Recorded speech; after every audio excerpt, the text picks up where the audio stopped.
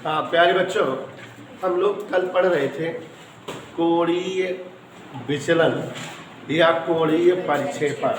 ध्यान से देखिए जरा, छोटी सी परिभाषा है, सवाल लगाने के लिए काम देगी।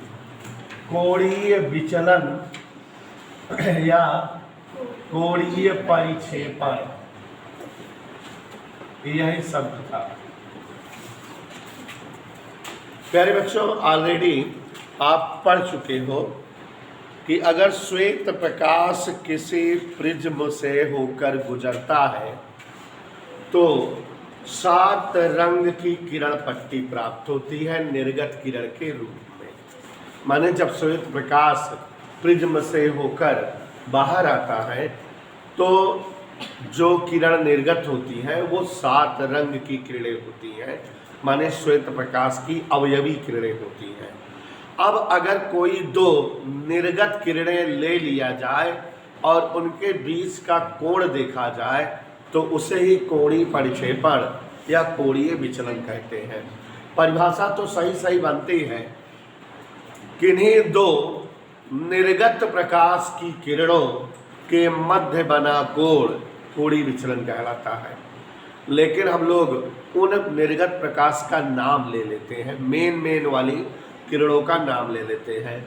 बैगनी व लाल प्रकाश की निर्गत किरणों के मध्य बना कोण कोणीय विचलन या कोणीय परिक्षेपण कहलाता है।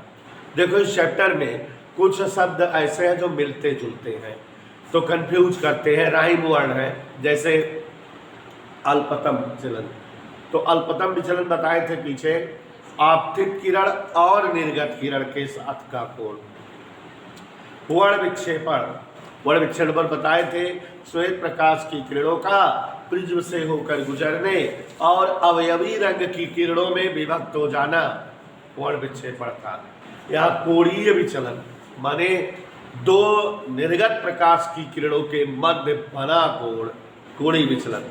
तो नाम भले मिलते जुलते हैं लेकिन सभी एक दूसरे से बिल्कुल दूर अलग अलग हैं। तो 2-3 छोटी परिभाषाएं हैं। स्वाति वर्मा जी ध्यान दीजिएगा।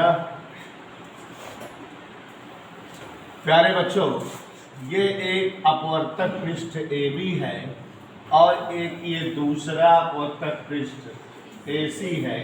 इन दोनों अपवर्तक पृष्ठों के मध्य का कोण A है और इन दोनों अपवर्तक पृष्ठों से घिरी आकृति त्रिभुजाकार प्रिज्म ABC हम लोगों के सम्मुख बनी हुई है। अब अगर श्वेत प्रकाश आपतित हो इस प्रिज्म के किसी एक पृष्ठ पर, श्वेत प्रकाश का आपतन हो। प्यारे साथियों, ये जो श्वेत प्रकाश आपतित हो रहा है ये आपतित प्रकाश है और इसका जो है मार्ग, चूंकि प्रकाश की किरणें सीधी रेखा में चलती हैं, रियली ऐसा होना चाहिए जैसा कि हम लोग देख रहे हैं। ये आपतित किरण का मार्ग है, लेकिन जब ये प्रिज्म से होकर गुजरती है तो अपवर्तन के पश्चात कुल 7 रंग की किरणें मिलती हैं। सबसे पहले बैगनी प्रकाश बाहर आता है और सबसे बाद में लाल प्रकाश बाहर आता है और इस तरह से अब आपके सामने 2 मेन निर्गत किरणें बनी हुई है। बैगनी प्रकाश की निर्गत किरण बनी है और लाल प्रकाश की निर्गत किरण। इन किरणों को यदि पीछे बढ़ाया जाए बेटा पार्टी, अगर इन किरणों को ऐसे राम ऐसे पीछे की ओर बढ़ा दे, बैगनी प्रकाश वाली निर्गत किरण लग रहा है ऐसे जाएगी कि नहीं? एकदम सही बढ़ाए हैं। और ये लाल प्रकाश की निर्गत किरण को जब पीछे की ओर बढ़ाएंगे तो ये कुछ ऐसे गुजरेगी। दोनों किरणें कहीं न कहीं कट होंगी और जहाँ कट होंगी वहीं पर इनके बीच कोण बनेगा। यही कोण जो है, इसी कोण को कोणीय विचलन या कोणीय परिक्षेपण कहते हैं। मान लो यहाँ दिखा दे रहे हैं, थीटा से लिखते हैं। Is that clear? चित्र सबको दिखा कि नहीं? माने कोणीय परिक्षेपण या कोणीय विचलन बराबर बैगनी व लाल प्रकाश की निर्गत किरणों के मध्य, निर्गत किरणों के मध्य का कोण। इधर क्लियर? Yes sir. एक और जो है थोड़ा सा हम सेटिंग करते हैं। उनेसा यहां तक तुम्हें दिखाई दे गया क्या? ये कौन से प्रकाशवा है? आपतित प्रकाशवा है। और ये निर्गत किरणें हैं जो बाहर आ रही है प्रिज्म से, बैगनी वाली, लाल वाली। याद करके बताओ वो भयानक तूफानी सुबह में हम समझाए थे, आपतित किरण और निर्गत किरण जब कोण बनाती है तो आपतित किरण और निर्गत किरण के बीच कौन सा कोण बनता है? विचलन कोण। तो ये लाल प्रकाशवा है, आपतित किरणिया के साथ ये वाला कोण बना रहा है कि नहीं? लाल प्रकाश का विचलन कोण। और ये कौन प्रकाशवा है?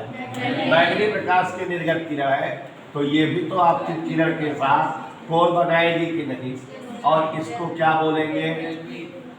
Del B.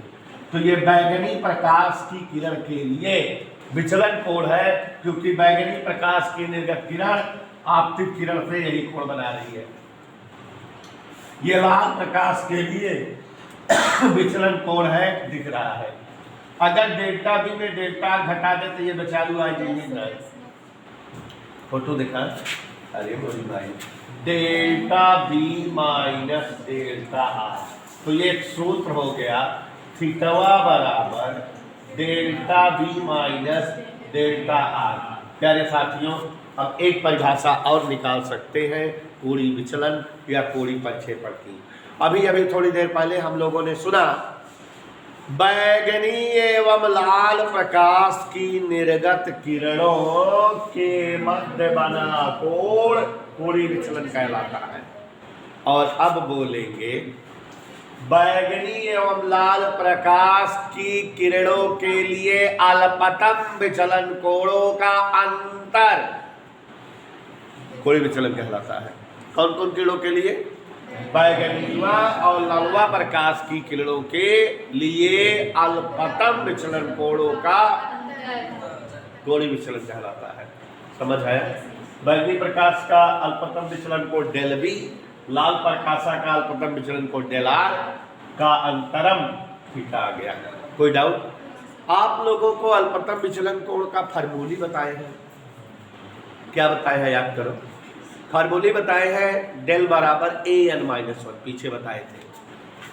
तो अब यहाँ थीटा बराबर डेल बी को लिख सकते हैं A N B minus one. सूत्र हम लिखाए हैं पीछे अल्पतम विचलन कोण में। डेल आर को A N R minus one, ये दोनों लिखाए हैं। तो अब यकीन करो, हमारा जब ब्रैकेट तोड़ोगे तो माइनस ए माइनस माइनस प्लस ए कट जाएगा, बचेगा ए एन बी माइनस। तो एक ये और एक ये दो सूत्र हो गए। पूछो किसके? पूछो। सूत्र हो गए दो, कोणीय परिक्षेपण या कोणीय विचलन के। इधर क्लियर? Anybody doubt? किसी को कोई समस्या? कहीं कोई समस्या हो बता दो। आ गई समझ में बात?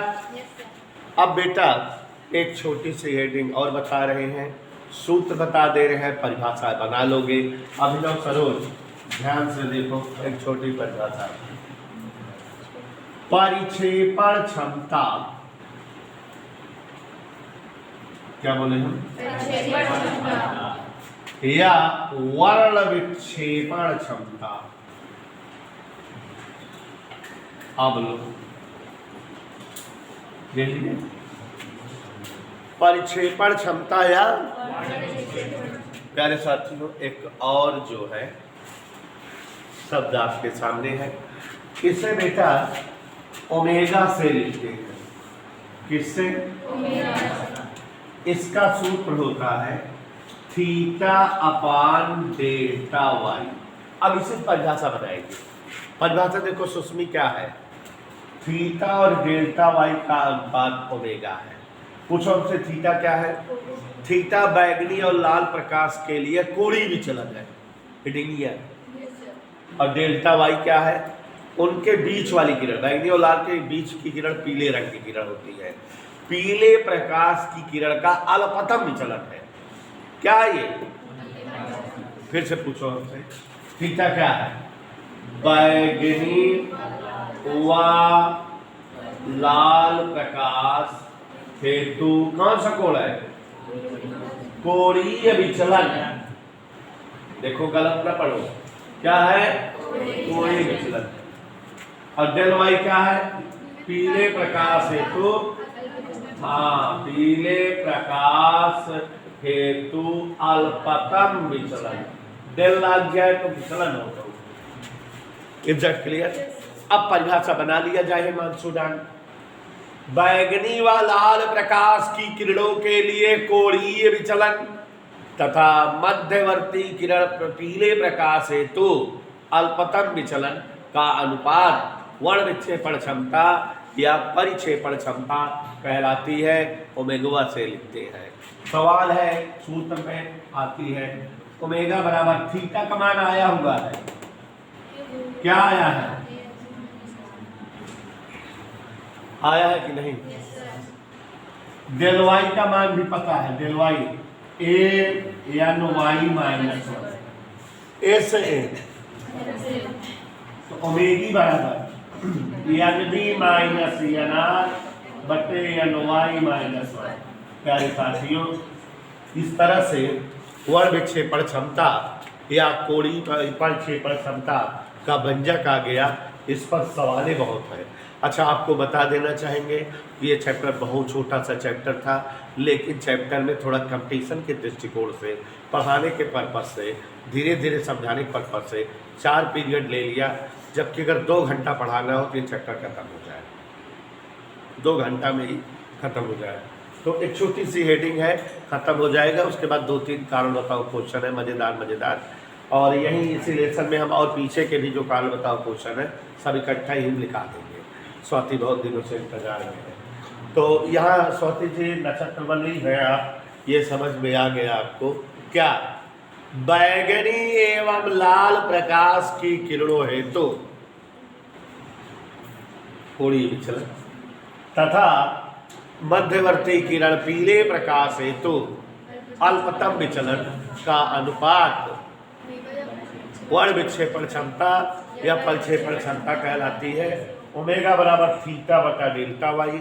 थीटोवत मान धर दिए, डेल्टा वाई मान धर दिए, दिया गया। माने बैगनी, पीला और लाल प्रकाश का पूर्णांक पता रहे तो हम वर्ण विक्षेपण क्षमता मालूम कर सकते हैं। ओके, तो यही लिख लिया जाए तो एक छोटा सा हेडिंग है, प्रकीर्णन समझाते हैं।